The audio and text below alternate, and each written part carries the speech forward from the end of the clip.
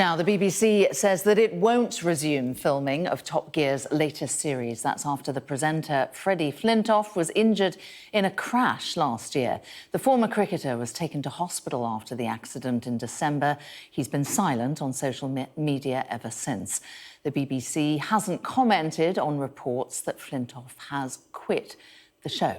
Well, we're joined now by Perry McCarthy. Those of you who were regular viewers of the show may well know he's a racing driver and the original Stig on Top Gear. Really good to see you, Perry, this morning. Thank you for joining us. Are you surprised by what's happened? I'm a bit surprised, to be honest, because well, the thing we don't know is exactly what's happened. It seems to be shrouded in secrecy. I can only wish Freddie well if he's still unwell from that accident, but we don't really know the precise circumstances of it.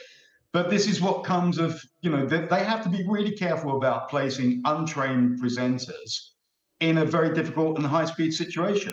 And they should now learn from that. So I don't really understand why they're choosing this to cancel the show. Can it not be learned from and applied? Well, it's happened before, hasn't it? So I guess the question is, has it happened too many times? Well, yeah, I mean, to Richard Hammond's crash in the jet car, nobody from my background would have saved that particular accident. That was such a big car failure. But, one never stops learning, do they? And I just wonder, is it some kind of excuse to cancel Top Gear? I don't know what their viewing figures are, but I can tell you it's an expensive show to make. It just seems surprising to me that they've jumped to this. Like, Freddie's had an accident, nobody really knows what's going on, and now filming's going to be stopped. It's bizarre. And Perry, what can you tell us about what goes on behind the scenes? I mean, how much focus is there on safety? How much training is there? And indeed, are some of the presenters encouraged to really go hell for leather and take risks?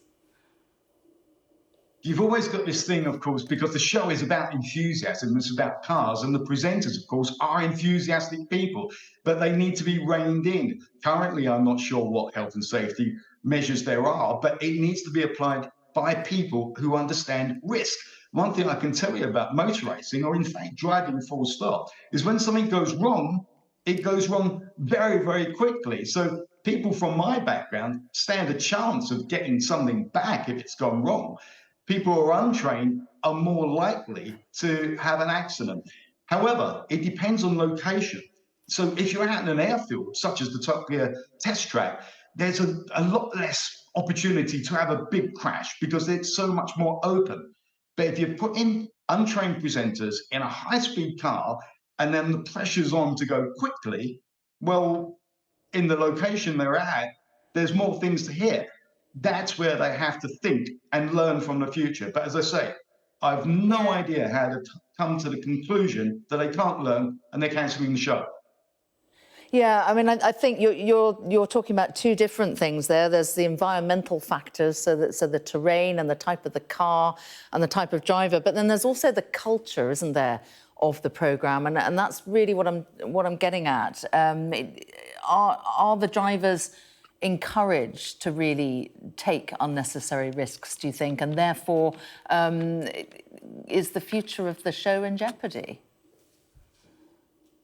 Well, the future of the show seems to be in jeopardy, but as you've pointed out, that risk factor, my point is you can have lots of glamour, you can have lots of power, you can have lots of speed, but with little risk if it's in the right and more open environment.